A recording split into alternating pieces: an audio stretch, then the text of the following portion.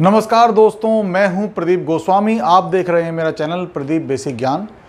दोस्तों, मेरे पास कुछ कमेंट आए थे जिसमें कि मुझसे ये पूछा गया कि इसमें जो एनालॉग मीटर जो हमारे पास है उस मीटर में जो डिस्प्ले होती है इसके ऊपर आप वीडियो बनाइए।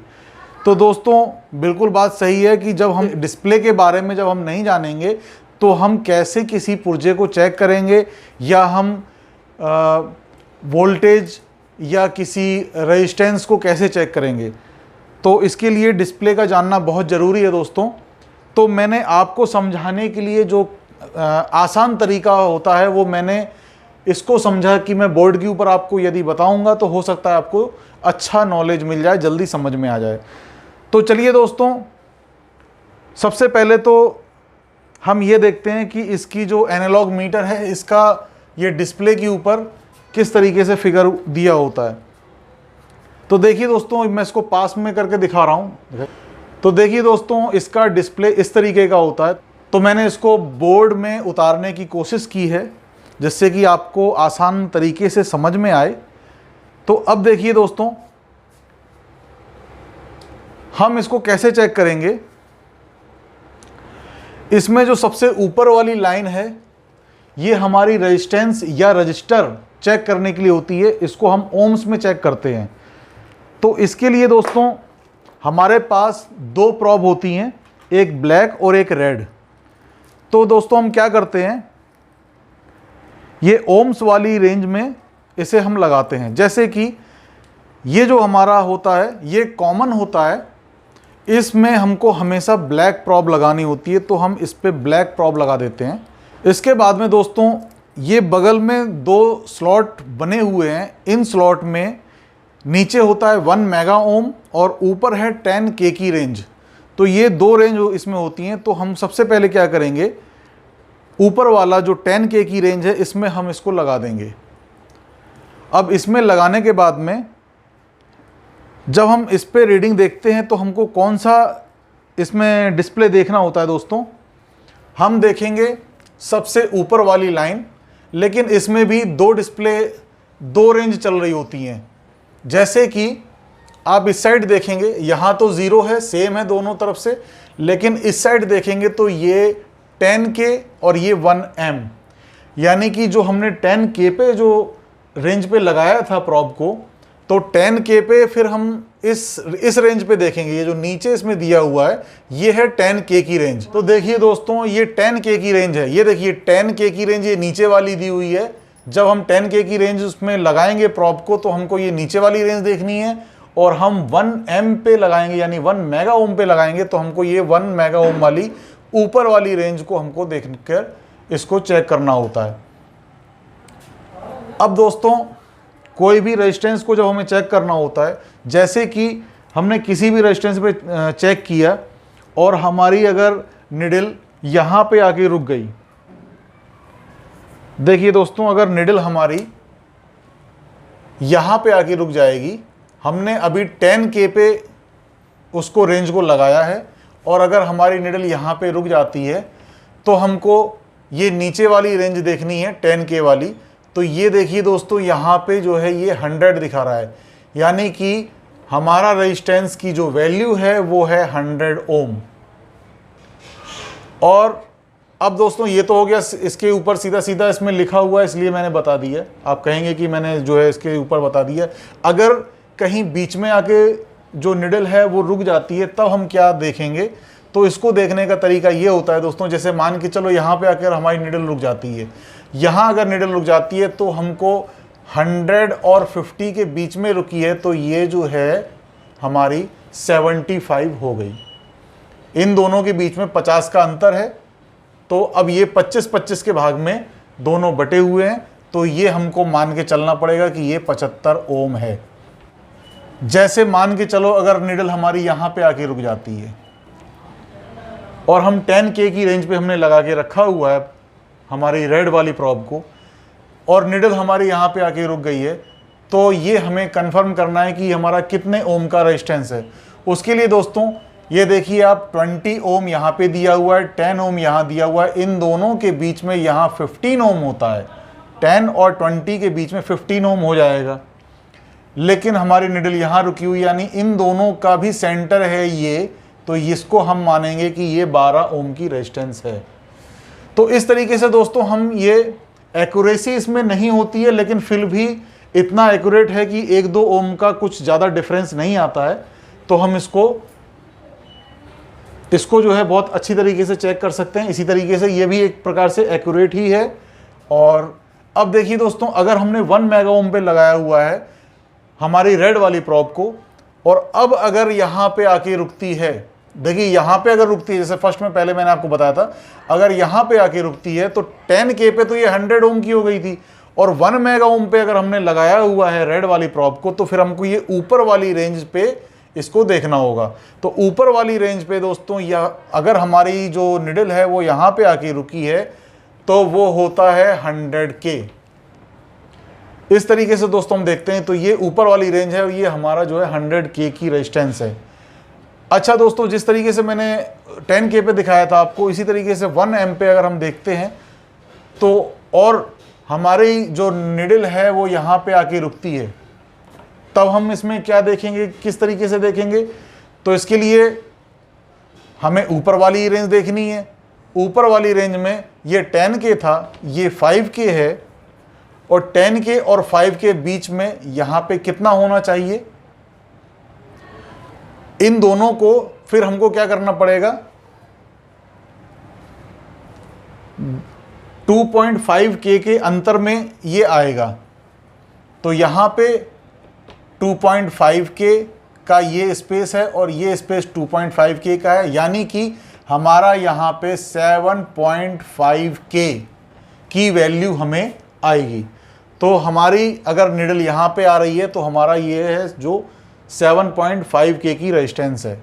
इसी तरीके से दोस्तों अब हम देखते हैं, जैसे कि मैंने इसमें पहले दिखाया था, तो मैं निडल का यहीं पे दिखा रहा हूँ आपको कि मेरी ये निडल जो है हमारी यहाँ पे आके रुक गई। अब यहाँ पे आके रुक गई है, तो यहाँ पे नीचे वाली रीडिंग से तो हमने पता कर लिया था 10K की रेंज पे जब लगा था, तो ये 20 ओम और 10 ओम के बीच में 15 ओम यहाँ पे था, और 15 और 10 के बीच में ये 12 ओम जो है निकला था, 12 ओम। अब हम अगर 1 एम पे लगा के रखा हुआ है हमने रेंज, तो 1 एम पे लगाया हुआ है और निडल हमारी यहाँ पे रुकी हुई है, तो देखिए दोस्तों ये 2K है, ये 1K है, इन दोनों के बीच में ये पड़ता है यहाँ पे 1.5K, यहाँ पे आएगा 1.5K।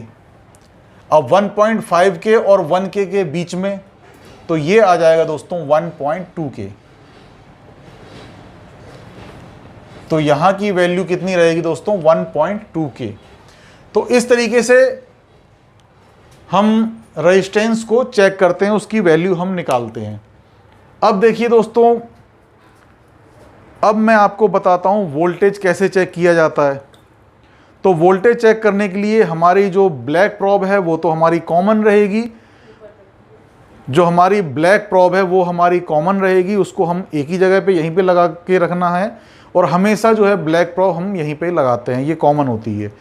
केवल रेड प्रॉब को ही हमें चारों तरफ जो है अलग अलग स्लॉट इसके बने हुए हैं, वहाँ पे हमको इसको लगाना होता है। अब देखिए दोस्तों, हम DC नापें या AC नापें, इसमें जो है हम या तो चाहे DC नापें चाहे AC नापें, हमें रेड वाली प्रॉब को अलग अलग लगाना होता है, लेकिन हमको चेक करने का जो तरीका है वो DC और AC का सेम है डिस्प्ले के ऊपर। तो मैं आपको बता रहा हूँ, जैसे कि अब हमने क्या किया, जैसे कि दोस्तों हमने घर में कितनी लाइट आ रही है या कितने वोल्टेज आ रहे हैं वो हमें चेक करना है। तो हम क्या करते हैं, 250 की जो रेंज है उस पर हमको रेड प्रॉब लगानी होती है। तो हमने 250 की रेंज पे रेड प्रॉब को लगा ली है। अब हमको कौन सा रेंज देखना है बोर्ड के ऊपर, मैं आपको समझाने की कोशिश करता हूं दोस्तों। तो ये देखिए दोस्तों, हमने 250 की रेंज पे लगाया है, तो हमको ये वाली रेंज देखनी है। ये देखिए, ये लिखा हुआ है 250 की रेंज हमको देखनी होती है। अब घर में जो लाइट आ रही होती है वो लगभग दोस्तों 220 या 230 के समथिंग होती है। तो ये हमारी जो निडल है मल्टीमीटर की, वो या यहाँ रुकेगी या यहाँ रुकेगी या यहाँ रुकेगी। यहाँ पे आके जो है हमारी जो मल्टीमीटर की निडल है वो रुक जाएगी। यहाँ पे अगर रुकती है तो दोस्तों हमको एक अंदाज़ा लग जाता है कि 200 यहाँ पे है, 250 यहाँ पे है, तो इन दोनों के बीच में हमारा जो वोल्टेज है वो हो जाएगा 225। और यदि थोड़ा आगे पीछे होता है तो दोस्तों हमको ये 220 मान लेना है, और यहाँ इस साइड होता है तो 230 मान लेना है। हमको इस हिसाब से चलना है कि जैसे इसका सेंटर जो है 225 था, अगर यहाँ पे सेंटर में हमको उसी हिसाब से जो है ये इसमें डिवाइड कर लेना होता है कि सेंटर में है 225 है, 225 के सेंटर में यहाँ पे आता है तो कितना हमको डिस्टेंस रख के अपने हिसाब से देख लेना होता है। तो इसी तरीके से जो है हम ये 250 की रेंज हम चेक कर लेंगे।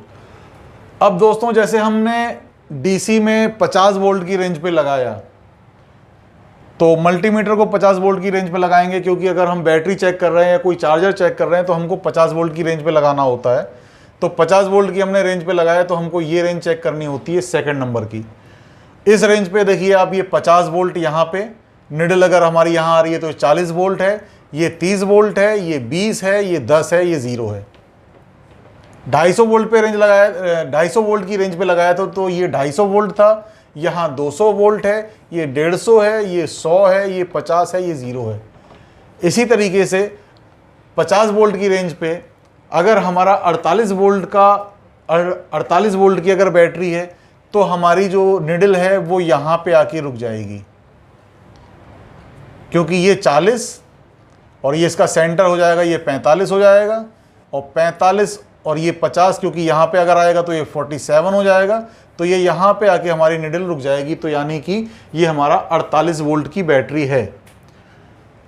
और अगर हमारी 12 वोल्ट की बैटरी होती है तो दोस्तों हमारी निडल जो है वो यहाँ पे आके रुकती है, क्योंकि ये 10 वोल्ट है, यहाँ पे ये 20 वोल्ट है, इन दोनों का सेंटर ये है, यहाँ पे 15 वोल्ट मान के चलेंगे, और 15 और 10 के बीच में यहाँ पे आके हमारी निडल रुकेगी। तब हमको ये कंफर्म हो जाएगा कि हमारी बैटरी 12 वोल्ट की है। 12 वोल्ट की निडल के लिए, 12 वोल्ट की बैटरी के लिए हमारी निडल जो है मल्टीमीटर की यहाँ पे आके रुक जाएगी। तो इस तरीके से ये सेकेंड रेंज हमको इस तरह से चेक करना होता है। अब दोस्तों अगर हमारे पास में और भी कम वोल्टेज का जो कोई भी सप्लाई है, या जैसे एक कोई सेल चेक कर रहे हैं हम, या कोई सर्किट चेक कर रहे हैं, तो उसके लिए दोस्तों हमको 10 वोल्ट की रेंज पे लगाना होता है। तो 10 वोल्ट की रेंज ये है, यहाँ ये देखिए दोस्तों, ये 10 वोल्ट, ये 8, ये 6, ये 4, ये 2 और ये 0। तो हमारा जैसे कि कोई सेल है वो 1.5 वोल्ट का सेल है या 1.2 वोल्ट का सेल है, तो उसके लिए दोस्तों हम लोग कैसे चेक करेंगे?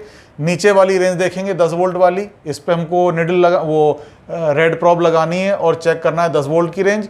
और वहाँ पर जैसे कि ये 0 से 2 है, इसके बीच में अगर हम देखेंगे तो ये 1 वोल्ट हो जाएगा, 0 और 2 के बीच में 1 हो जाएगा। और अगर 1.2 वोल्ट है या 1.5 वोल्ट है तो हमारी निडल जो है मल्टीमीटर की यहाँ पे आके रुक जाएगी। तो हमारा ये कंफर्म हो जाएगा कि ये 1.2 वोल्ट का सेल है। और इसी तरीके से हमको कोई भी चीज़ चेक करना है, 6 वोल्ट का है तो यहाँ पे आके निडल रुकेगी हमारी। और ये सारी इस तरीके से जो है डिस्प्ले में हम चेक कर सकते हैं रेंज के हिसाब से। अब देखिए दोस्तों, ये तो हो गया हमारा 10 वोल्ट, 50 वोल्ट और 250 वोल्ट की रेंज। और यदि हम 500 वोल्ट या 1000 वोल्ट, क्योंकि मल्टीमीटर में तो 500 वोल्ट की भी रेंज दी हुई है और 1000 वोल्ट की रेंज भी दी हुई है, तो इसको हम कैसे चेक करेंगे? इसको दोस्तों चेक करने के लिए हमको क्या करना होता है, ये देखिए आप। अगर हम 500 वोल्ट की रेंज पर लगाते हैं, 500 वोल्ट की रेंज पर हम जो अपनी रेड प्रॉब है उसको लगाते हैं, तो हमको मल्टीमीटर की डिस्प्ले पे कैसे देखना है दोस्तों? हम ये जो सेकंड जो नंबर पे जो रेंज दिया हुआ है 50 का, इसको हम देखेंगे और इस पे जो है इसको हम 10 से मल्टीप्लाई कर देंगे, तब ये हो जाएगा 500। 50 × 10 = 500। तो ये 500 वोल्ट की रेंज बन गई हमारी।